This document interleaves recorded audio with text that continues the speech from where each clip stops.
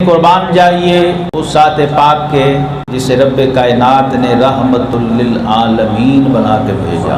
انہوں نے صرف حاجیوں کی فکر نہیں کی بلکہ پورے عالمین میں جہاں جہاں کوئی امتی غلام تھا اس کو بھی رحمت میں سے حصہ پہنچایا، اس پہ بھی کرم فرمایا کہ وہ بھی محروم نہ رہے جہاں بھی ہے۔ تو اس کے لیے یہ عشرہ مبارکہ کھولا، اس کی راتوں کی شان اور عظمت الگ سے بیان کی، اس کے دنوں کی عظمت و شان الگ سے بیان فرمائی۔ دن کو روزے سے مخصوص کیا اور رات کو ذکر و عبادت سے مخصوص کیا۔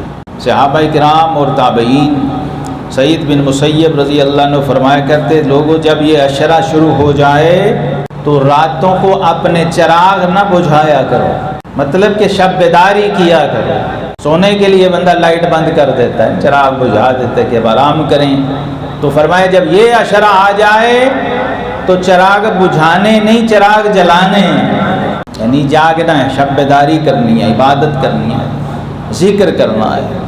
یہ رب کائنات نے ان دنوں کی عبادت کو، ان دنوں کے ذکر کو باقی سال کی ساری عبادتوں سے افضل فرمایا۔ باقی سارا سال ذکر کرنا ایک طرف اور ان دنوں میں ذکر اور عبادت کے اندر وقت گزارنا وہ ایک طرف۔ چونکہ حج کا ہم ذکر کر رہے تھے، حج کی عظمت و شان